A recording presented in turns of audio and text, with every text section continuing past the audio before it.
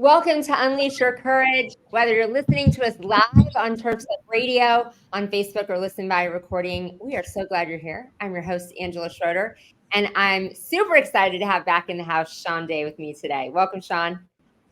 Hi, thanks for having me. Absolutely. So some of you that may see us, if you watch this show and you watch Dan's show, I just told Shawn, it's super awesome because I get to be with him a little early today because a lot of times we get to go back and forth and talk business on Dan's show later in the afternoon. Yeah, and I just want to put an asterisk right now. If I hear the word bull one time, I'm jumping off. Those of you that tune in know what I'm talking about. Oh gosh, that's a good disclaimer. And I just got to be with Shawn live. I was thinking if I would think a little more in advance, I would have had the video keyed up. We'll maybe put it in the comments of the show, but I was just with Shawn in San Diego at Clip-A-Con, and Shawn for a few hours was the champion of our game, the fruit by the foot game. Yeah. That sounds a little scary. You might want to tell what it is. And I tell you, I had the world record for a good, 15, 20 minutes. Yes. And I have the world record for being the slowest. So yeah, we'll post the video, but fruit by the foot, if you know what it is, it's a fun game. So you unroll it all the way and then you can't use your hands to eat the fruit by the foot. So Yep. That was cool. We had a good time. There was like 5 of us going at it, Plata and JC and Ryan Fox, and I can't remember who else. And then who ended up winning? Like the champion. Jeff Likes. Absolutely. Yeah.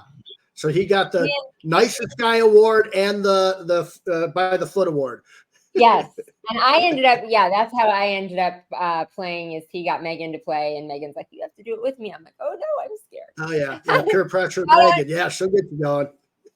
Not on camera, but it was. Megan's so funny. She can get you to jump off a bridge without hesitating. She's just like, this is a great idea. You got to do it. Oh yeah. Okay. Let's go. Exactly. Oh goodness. Well, we all had a great time at Clip-A. It was a great show. We got to be at a booth right next to you. And I said, the time flew. I was like right next to you, but I don't know where the time went. All kinds of awesome people to talk to. So yeah. If you don't go to them, you got to go. Sales Boost and Clip-A-Con and a lot of the other ones out there. But it's cool because even like there's so much conversation when things shut down and so much networking and so much just seeing people and we got into a lot of deep conversations, when things are shutting down, trying to rush off to dinner, and it's really neat. It just is phenomenal, and those are really times that you'll remember and you learn a hell of a lot. Absolutely. And we say that when you said, it's not necessarily you learn great things in classes. Sometimes you're learning great things on purpose, going around talking to vendors. But it's in those after conversations that revelations are made and deep connections are made. That's when you really make those connections, build your tribe that really makes a difference in your business. Big time. Yep, I agree. Whether it be having great relationships with your vendors, which, I think regardless of the businesses I've been in, like having really solid relationships with vendors you can trust, or just other people in the industry that you can, when you're stuck on something, that you have people to call and say, hey, like, what are your thoughts on this? What's your feedback on this? That you just really feel like you have, those deep connections and friendships when you need to bounce things off of someone. Yeah. I mean, you can get really, you listen to somebody like John Majak's talk and you get a lot of cool things out of that. And then when you get one-on-one or I'm real good with like 4 or less. When I get more than 4 or you get to 5, 6, 7, 8, I get like, wait a minute, who, what, where am I? And I can't get much from that. I can have fun with it, but I like to get really deep to try to, because a lot of times we get stuck in ourselves and we're sitting there going, how am I going to get out of this? There's no way out. And a lot of times it just says one person or another person and you were talking, and it's a matter of, you just have this whole different perspective. Nothing's changed except your perspective on something and your perception on how, Okay, you've been through that. How'd you deal with that? Well, this is how I did it, and it seems like those huge problems you have all of a sudden are just little things that are common things that happen in business. Yeah, absolutely. Well, before we dive more into, we're going to talk about all kinds of things business today, people and all kinds of things. But I want to back up and kind of do an introduction, let you refresh the audience in case they haven't met you. Shawn, I mean, I've learned so much about people, not only interviewing and always be recruiting, and just so much from you. I say over the years because now it has been more than a year Yeah, yeah, of that. it But you are just a wealth of knowledge. We're going to go into, why let people be the experts and do what they do best and do what they know how to do. And you certainly do that. But I just love how much value you provide to the industry. Like you're always putting things out there and providing so much value and educating people. I've learned so much, but I just really appreciate your passion for adding that value and educating people. So there's so many important things for business owners to know, especially young entrepreneurs. They don't know what they don't know, and you do a really good job of putting that value out there. Thank you. I once was accused by, I think it was Liz Trotter, of giving away all my secrets. and there's, I'll introduce myself, I suppose. Let me get ahead of myself. But Shawn Day lasted in corporate world for a year, I think, if that, and started my own mortgage company, had that for about 10 years. And then got out of that and started a cleaning company, had that for almost 20 years, sold that in 2015. And Dan Plata was part owner in that company. I got to meet Dan. We started to do some things, buying some other cleaning companies and so on. And we found that amazing enough. Dan loves bookkeeping. Shawn knows how to recruit and loves to recruit. So we focused in on that. And so we now have a company called Hire, Lead, and Chill. And it's all about hiring good people, hiring the best people you can, leading them to your vision, and then dealing with the culture. You got to have the culture. I call it chill because that's what culture is all about. Once you get those three things in, you've solved 90% of your business problems. And there's just that's my view on it. If you figure out the employee side of business, with especially home service, you've solved 90% of your problems. And I can go over that all day long. Yeah, absolutely. Yeah, like I said, I just love hearing you talk about it. I love hearing your passion in that and the different parts of it. So Shawn and I met maybe on Dan's show, when I was on Dan's show, or shortly after he maybe just interviewed me one time. And then you were one of the first podcasts that I was on and didn't know you that well. And wow, that was still one of the best podcast experiences ever. Like we got so vulnerable. We got pretty deep into some ego stuff and perception and stuff like that. That's right. Yeah, we got real deep, and I was like, oh man, I really like Shawn. Yeah, we got some Buddha stuff going on and some things like that, man. So you might see us on Dan's show just laughing a lot, and like Shawn said, sometimes trying to stay out of the conversation. But that episode is always deep, and so I had a really big appreciation from you for you from the beginning on that. So today I do want to go into this people stuff, and I would say that's a true statement. When you said she said, I mean, that's how I would describe you, that you give everything away and you give all the secrets. You're so transparent. You tell everyone everything there is. But like I said, you're the expert, and you're like, these are all the things you really need to do, but we can do them for you. Because you don't belong as the business owner. Yeah. Doing things you're if not. somebody does a demo with me to see our recruiting system, one of the first things I say always is, if you want to do this demo, at the end of it, I'm going to tell you can steal everything I show you. You can try it on your own. If you think you can, do this on your own and you have time to, or you have the capacity to, Take everything I show you and do it. And if you want to call me up and ask a question or two, I'll be here for you. If you rather concentrate on other things and focus in on the growth of your business and on the demand side of it, let us handle the capacity side. For a few $100 a month, we can do it for you.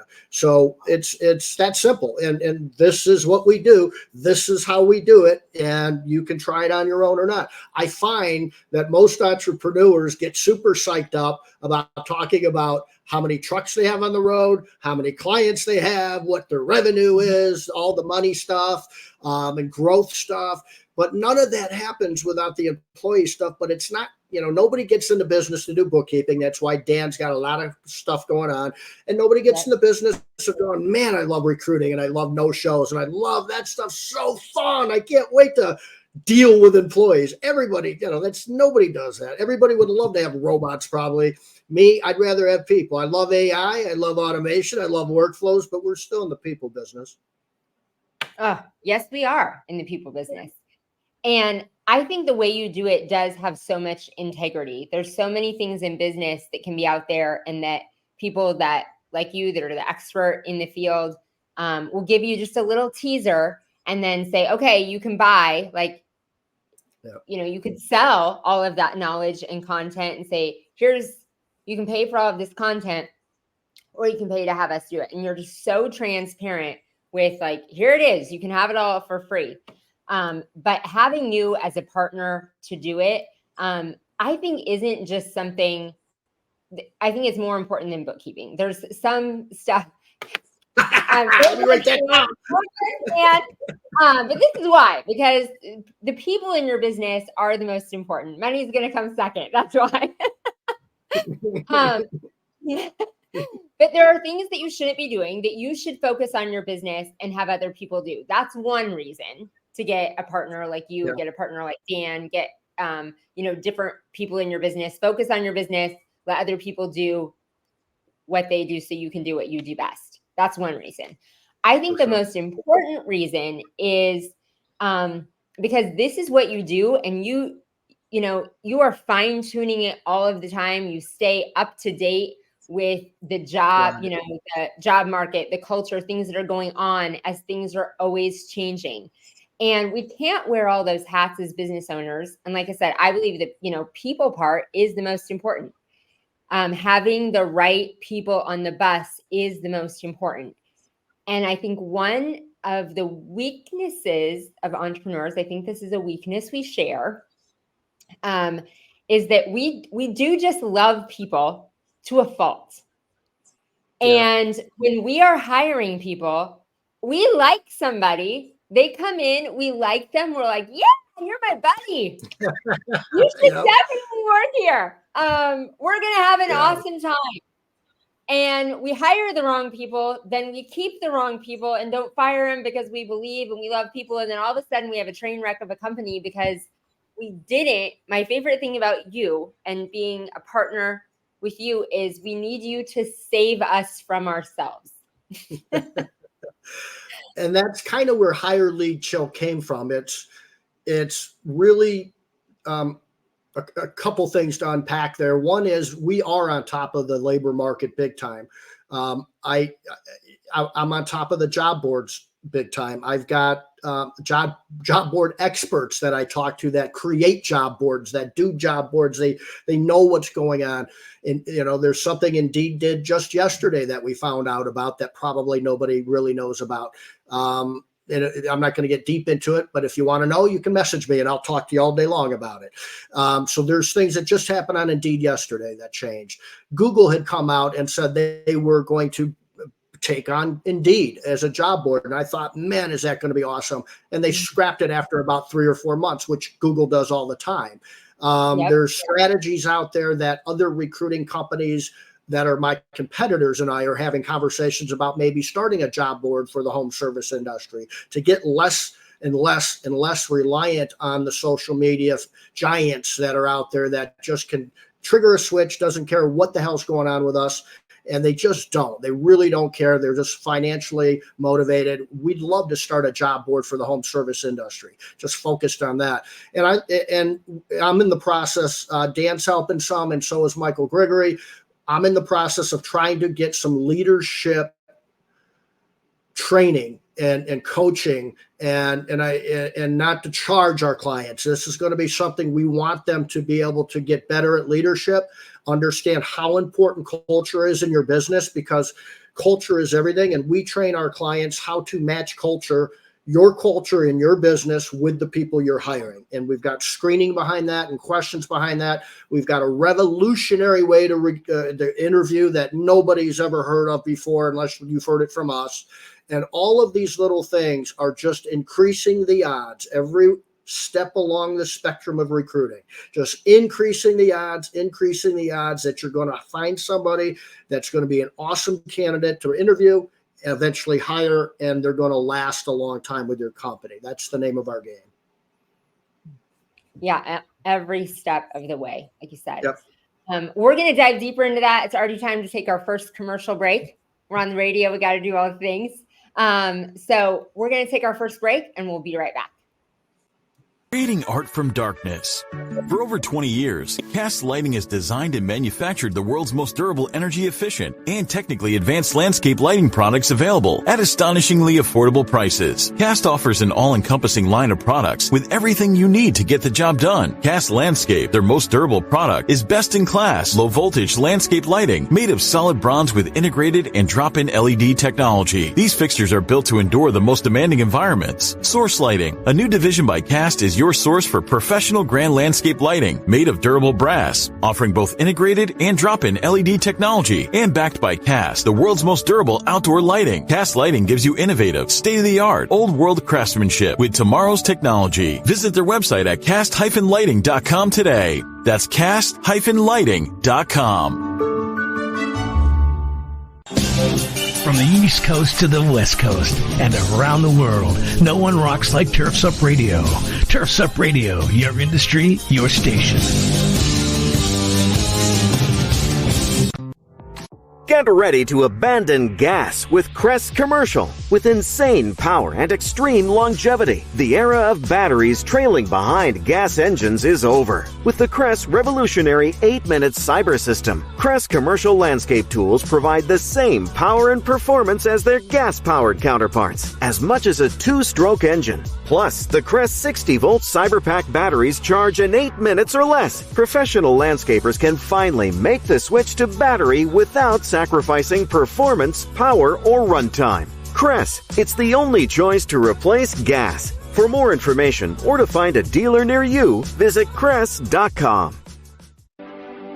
Having issues with your maintenance schedule? Want better routing and ability to track your vehicles when they leave the shop? Do you want to reduce your liability exposure with your vehicles that are moving billboards on the road? GPS Fleet Consulting uses cloud-based dashcam monitoring and can easily track your vehicle maintenance using real odometer readings. GPS Fleet Consulting can also assist you with live phone support and email support with guaranteed same-day responses. Yes, same-day responses. Stop wondering where your trucks are and start managing your fleet with GPS Fleet Management Systems. For more information, visit gpsfleetconsulting.com. That's gpsfleetconsulting.com.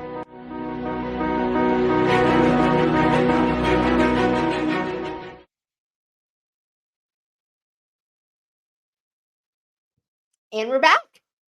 If you are with us on Facebook, leave us a comment, leave us an emoji, ask Shawn a question. Almost anything goes. We would love to answer questions about people.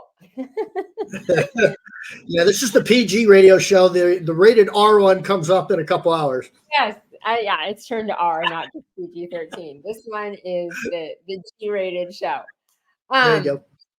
Well, I'm excited to hear more about this leadership and culture that you guys have going. This has always been a passion of mine.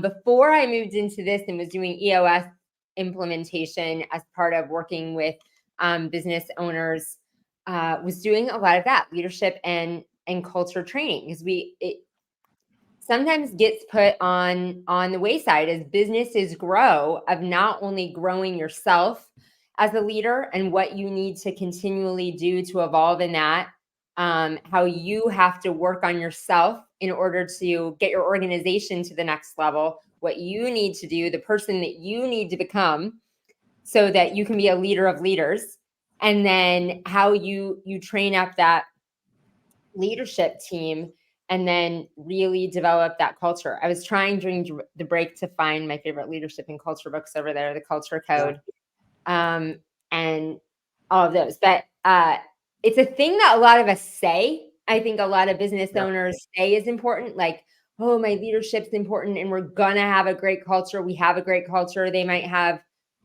core values, but don't really have a system in place for leadership development and a system in place. A culture doesn't exist if you don't have a system for it. Yeah, I agree. It's one of the things that'll rip a business apart really quickly is when you allow, even if you have a culture and it's a formal culture and you know what it is and your employees know what it is. It's one of those things where one person can just take it and rip it to shreds. And if you don't know that quickly and you don't handle that quickly, that is by far one of the most difficult things in business to reel back in and to get fixed. I mean, it's really hard to bring that culture back because it destroys trust. It destroys a lot of things with your great employees and your A employees. But what, I hear, and I really like to focus in on that $250,000, $500,000 business owner, because there's these, we talked about it before. Dan certainly talks about those purgatories, and it's hard to get through, and there's things that you need to do to get through those things. There's a reason they're purgatories, and there's these ceilings you need to bust through. And I think that a part of it is leadership.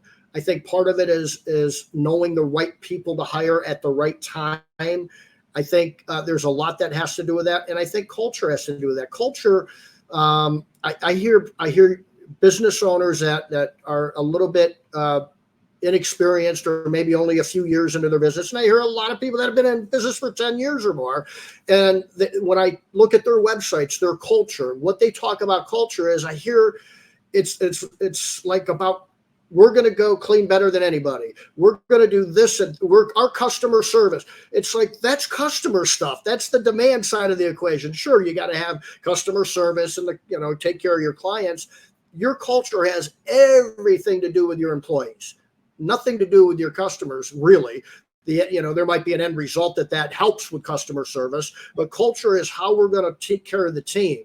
Why it's great to work here. And I'll grab 5 ads, job ads, including my clients, and I'll have them up, and I'll go, listen, man, yours is in here somewhere. Here's 3 or 4 of your competitors. Which one would you tell your son or daughter to apply to? And if it's not yours, dude, like, you have a serious problem. Same thing with culture. You can do that all the way down the line. Forget who you would work for. What about your kids? What would you allow your son or daughter? What kind of culture would you come in as an owner, screaming and yelling, as people, swearing and saying nasty things about men or women and those sort of things, an immature type of culture? Or, I can assure you that destroys some A employees that don't really want that sort of culture. Now, I know businesses that have that culture, and they're fine with it, and they don't want employees hired in that don't like to have sort of, kind of crude jokes every now and again and something, and they've got that culture, and they thrive on it, and that's fine. So it's really an individual thing too. We all want certain things as business owners and our employees, but you still have to have your own culture for you and your employees. Yeah, absolutely. And it has to be, and it's you. It's what's important to you, and that's okay. And you have to own that. I love the analogy that would you want your kids to work there? Not, hey, would this be something fun where I'm at, but would you want your kids to be in that environment? And not only in that environment, is that environment healthy? Is that good for them? But what I first thought of in that is, part of a culture is people knowing where they fit in. Yeah. Where they fit in and where they have an opportunity to grow, that the company, that they have an opportunity to grow as the company grows.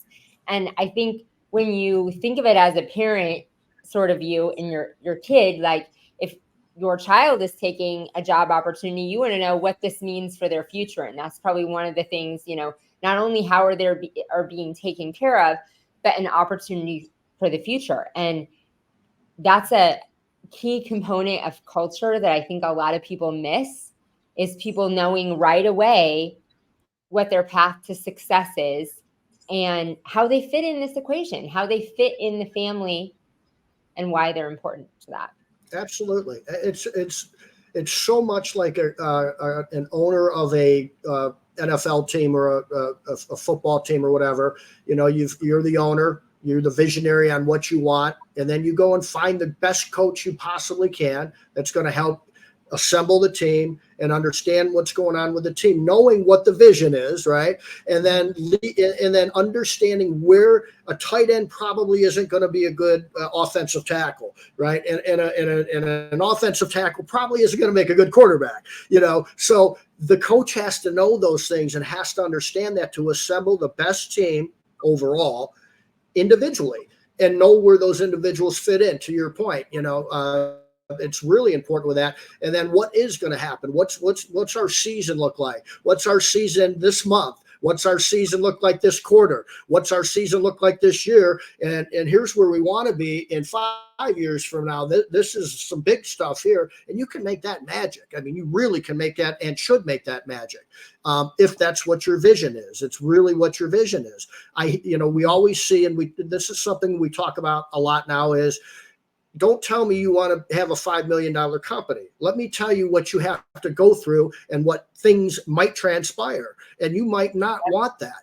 You know, rethink that. It's okay to have 3 or 4 employees and making $120,000 a year as the business owner. And that's fine. And that's great.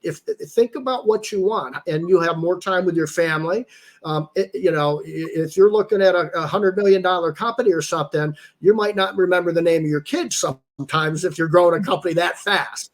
But you might be able to balance that. I don't know. What is your vision? You better know that.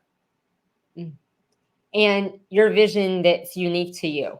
I think you kind of hit that on the head. Of a lot of people just are going after numbers that they think they're supposed to, that are somebody else's dream.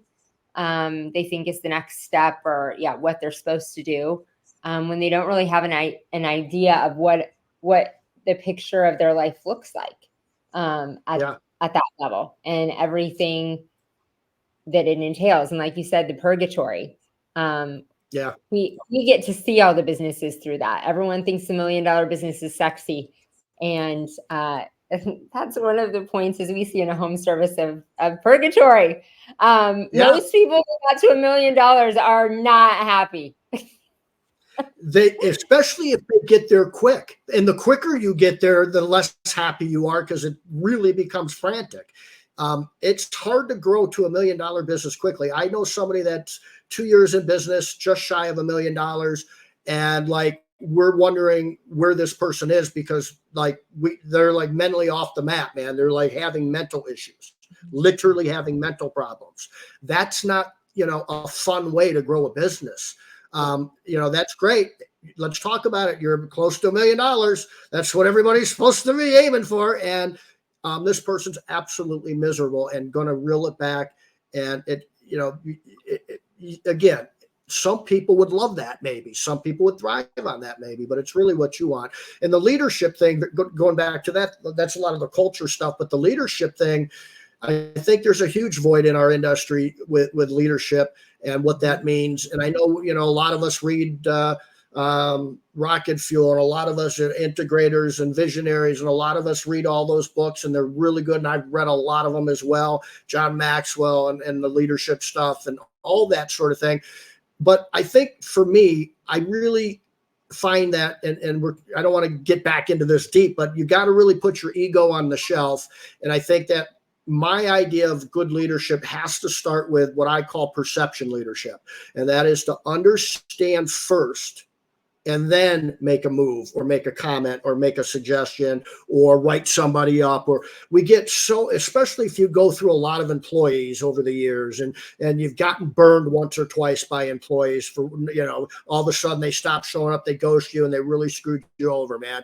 Maybe they stole something from you. Whatever the situation is, don't start thinking everybody's like that. And so what I always tell people is you need to first hear them You need to see what they see, hear what they hear, smell what they smell, taste what they taste, completely hear it from them. Don't think you know what you know. And if you know what you know, forget about it. Just look through their lens for like 20 minutes, 15 minutes, and that will change a lot for you and understand your employees. I've done that, and it's changed a lot for me in my personal life and in business. Yeah, that listening, taking a step back, and that isn't just in leadership, like you said, it's in relationships, and that's a level of maturity and self-growth. Yeah. Being able to take that step back, not only listen, but to soak that in and have that change of perception. So I'm going to dive back into that. We got capacity. We got some more stuff to talk about in our last segment. But first, we're going to take our last commercial break. We'll be right back. Have you considered artificial turf? It's great for areas with high precipitation, which means no mud after a heavy rain and no more mowing wet grass. Today's artificial turf is made using recycled materials and helps to reduce water consumption in areas of drought. Turf Envy's artificial turf is constructed of quality raw materials, safe for pets, humans, and our environment. With decades of experience, our staff can help with support, training, and product education to give you confidence when estimating a project for a potential customer. Learn more at turfenvyusa.com today. You're listening to Turf's Up Radio, the only radio station of its kind dedicated to the green industry. Turf's Up Radio, your industry, your station. Hey everybody, Wayne Voles, the Prophet, your host of Profit Time here on Turf's Up Radio. If you listen to my show, you know I'm all about profit. As an industry, profit is something we fail to meet most of the time. If you're working hard but not seeing the results that you deserve, Profits Unlimited is here to help. We offer processes and systems designed specifically to make your company more successful, more profitable, and certainly more efficient. When you're ready to take your company to the next level, reach out to me at profitsareus.com. That's profitsareus.com. And don't forget to turn into Profit Time every Monday, Wednesday, and Friday at 10 a.m. Are you a military family with a spouse on deployment away from home? Did you know that nonprofit Project Evergreen has thousands of volunteers across the country ready to help military families with lawn, landscape, and snow removal services? We call it Green Care and Snow Care for troops. If you are a military family and would like to receive this free service, or if you'd like to volunteer to help, visit projectevergreen.org. Project Evergreen, creating a greener, healthier, cooler Earth, 1 yard at a time.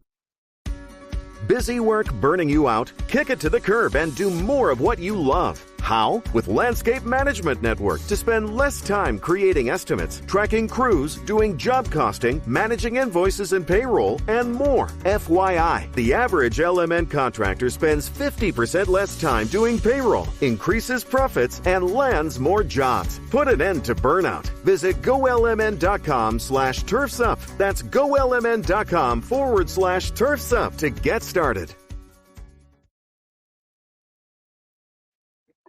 And we're back. So, like I said, I can't not talk about books. And when you said that, like there are so many, I think people focus on leadership, like John Maxwell, all great things, but kind of focus on this top-down leadership thing that like leadership for all. These are the things to do in leadership instead of focusing on themselves and what they need to change. And like you said, removing your ego and Leadership and Self-Deception, I found it while on the break, is one of my favorite leadership books because it does that. Like you have to analyze what you are. Man, it was a hard one. Yeah. When I read it, different phases in my leadership, but when I read it, I read this one a while ago, more than 10 years ago, I think for the first time. And woo, it's one of those like punch, like, oh, that's exactly me, and not easy to see yourself in the mirror sometimes. That's probably one of the first things that we're going to be talking about in our leadership training is looking in the mirror, because it's always going to start with you. It always starts with you. And it's, you know, I find it easier to be honest with other people than I do with myself sometimes, because it's really hard to, it's just hard to admit that you're that fallible. And you don't want to get down on yourself. And we all want to, we all train to be positive all the time. Just stay positive. That's it. We're running through walls. It doesn't matter what's happening. We're going to persevere. We're going to do this. We're going to do that. Sometimes pause and take a look and go, it's okay. And try to be unemotional about it. You're just looking and just peeling back some layers and going, okay, where is the raw meat here? Because I need to fix it. And whatever it is, and whatever your defects are, and there's plenty of defects to go around. I've got defects. I can go through a whole mess of character defects that I have because I'm human, and so there's certain ones that I try to work on. Truth is a tough one. Not that I'm a liar, but I sometimes can't see the truth. Literally, or I'm looking at something and I'm thinking it's blue and it's green because I'm just looking at it. And if you have a different light that day, it might be green. All these things, you can have two different people have different views and be right. Yeah, both of them can be right. So, and we're seeing him through our own filter, and that's what that book is a lot about. Self-deception of seeing the truth, like it kind of the lies we tell ourselves. And we're not meaning to not be honest with ourselves. We're not like intentionally lying to ourselves. It's just our past experiences and everything that makes us see things through a different filter. And sometimes you need some help in cleaning those glasses off so you can take a different look. I want to shift so we get to talk about this too. I knew this was going to go fast. But we were talking a little bit before the show about capacity. And I think that, this time of year in home service, in different home service businesses that have already reached the ramp up and they're seeing busy, are already behind the game in hiring because they didn't get that capacity scenario. They missed the Shawn memo, always be prudent. I don't know how you can miss it because it's about all I talk about for like 8 years now. In case you all missed it, you should have a Post-it note. You should have it should be the home screen on your phone. Yes. Always be recruiting. That's the ABCs of recruiting. Absolutely. There's Dan and I had talked about this way before COVID. We actually had a sheet set up with it. We were measuring our capacity and demand. And capacity is basically, the employee side of it. How many employees do I have? And the demand side is the client side. So if you're looking at your schedule and what you got booked out in jobs, that's your demand side. And you got to match that. If you can match capacity and demand, let me rephrase it. The more you match capacity and demand perfectly, which is very difficult to do, almost impossible. But the closer you get to that, that's where your business is running as efficiently as possible and you're making the most money. It's like owning a factory that is working at full capacity and those machines are just going, pumping out the cereal box or whatever it is, and they're just going and going. You got 3 shifts, perfect amount of employees for it. It's just, and all of a sudden, 2 people break their ankle and one stops showing up. And now your capacity and demand are all screwed up and you don't know what to do. And it's just a nightmare. You can avoid that. You can avoid that. It does not have to be. Exactly. When you prepare, and preparing is not, we're already booked out. We're booked 4 weeks out. We're too short. We need somebody right now. Like we're going to wait until the demand. That is not being prepared. That is not matching up, like you said. That is leaving money on the table, not only leaving money on the table, but a recipe for disaster in so many ways. But when you have all this demand or booked out, can't take on more jobs, you not only lost them as a client now, you lost the lifetime value of that client. You lost all the referrals, all of that.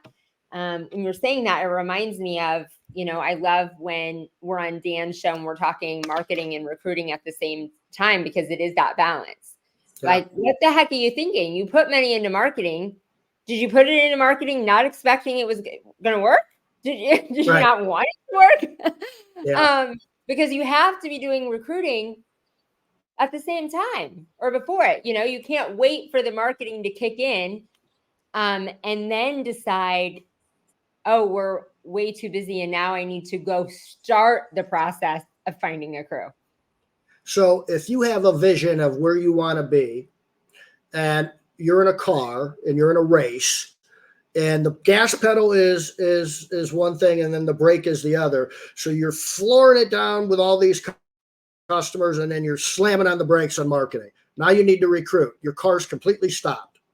You got to wait until you get enough people to hop in the car called employees. Now you floor it again. And now you get more marketings going on. You get more clients. You got to slam on the brake again. Okay, we got to start this over because it's going to take a couple weeks to find more employees. And by the way, what happened to Fred? He broke his ankle. He's not with us anymore. So now so the car's just stopped. Okay. It's going to take you a hell of a long time to get to the end of the finish line in this race you are in. If you are steady pedal, and you've got steady marketing and hiring and recruiting, your car's just floating down the road, man, and you're going to get to that finish line a lot easier, a lot smoother, a lot quicker. The slamming on the brakes because you don't have your recruiting in order is an absolute stress nightmare. You're not getting to the finish line, and people are getting pissed off, called employees. You're stressing out. You know, I always say, if I lose 3 clients, I'm still having a nice dinner with my wife Friday night. I'm still doing whatever I'm doing over the weekend. My mortgage is being paid with no problem. If I lose 3 employees, sometimes I'm staring at the ceiling, not wondering how I'm going to make it through the day tomorrow. You got to solve that employee problem. So very quickly, Dan Plata, he obviously uses us for his account managers. He has hired 3 or 4 account managers very quickly to take care of his bookkeeping business. Okay. He has literally got 10 other account managers that he is interacting with. And he's got probably 4 that are literally waiting, so that when he says, hey, we need an account manager because we're growing, they're literally waiting to get hired. And he's got that relationship. If 1 or 2 of them get another job, high five to him, man, no problem. Imagine having that waiting list of people ready to start when you're ready and your marketing's pumped up. Instead of stopping the car, man, these dudes are just like, you're just over in the door, you're still pedaling down, you're just throwing them in. You're in the car's still going. I mean, that's how you operate a business efficiently. You're leaving, I used to say tens of thousands, you're probably leaving hundreds of thousands of dollars in revenue on the table, because I know a window cleaner produces well over $100,000 a year, and a pressure washer over $100,000, well over $100,000 a year. I don't even want to get into Christmas lights over 3 months, what you're leaving on the table. You got to hire. I'd much rather have been a little bit overhired than not, but it doesn't mean you need to hire. When we talk recruiting, just engage, get that relationship, interview them, and let them know, when I'm ready to place you, man, and you show them the culture, and they're excited to work for Dan. They're going to be excited to work for you. They're going to put off a job maybe for a week or 2 and can't wait most of them already have a job. So they don't need to quit a job. They just need to get the hell out of where they're at, because there's an asshole manager, and there's somebody that said they're going to make $1,000 a week and they're making $500 a week. Would you tell your kid to stay at that job? Hell no. You go work for somebody else. Get a waiting list of people that are dying to work for you, and your life changes. And that you did a perfect job of wrapping the bow on what I was going to ask you as the last question. When we say always be recruiting, you can't get it wrong. It doesn't mean that you're always hiring. You know, those are 2 different things, which you just explained. You have got to be working that funnel of people, nurturing it, warming it up, having those people, just like the scenario with Dan, so that, yes, most people need to hire earlier as well. You know, hire before it's the end of the situation, and that, you know, you have time to train people up, and you really have that capacity. But hiring isn't an instant thing. You can't wait till you get there. This is a process. So you always need to be recruiting to have that warm funnel and those people and those relationships ready. And you do that with marketing, right? Everything you do in marketing, you should be doing with recruiting, but maybe even more so. You build relationships on marketing. You're always emailing clients, probably automated. You're reaching out to them all the time. You know, JC is huge in Christmas lights, right? He's the main guy. So right now he's talking to his tribe about, you really need to probably either on your own or get a hold of Shawn and figure out what you need to set up for July and August, because you are going to want to be hanging Christmas lights. If you're, I don't know what a ticket is in the Christmas light industry, maybe $3,000 somewhere in there residential, and a hell of a lot more if it's commercial. You better prepare for that, and you better have enough people and hire and hire and hire, and your problems are solved. Yes, exactly. Problems are solved. Yeah, if your problems are it's literally that easy. I know you might not like recruiting, you might not like interviewing and all that stuff. Get a hold of me and I'll walk you through it, and it's very, very easy to do. We've got it all automated. We've got the screening process in place. Literally, I mean, the two things I get feedback on the most are you've got awesome account managers, because our account managers actually operated businesses and managed businesses. They're not customer service reps. They literally used to run one of our home service businesses that we own. The second thing is the quality of candidates that you hire are phenomenal compared to what you were doing on your own. It's because we love what we're doing, and we know what we're doing, and we'll find you super good people to get, to make you a ton of dough. That's it. And solve your problems. That's a great note to end on. I knew it'd go way too fast, but we are all out of time for this episode. If you have taken things away, this is the solution.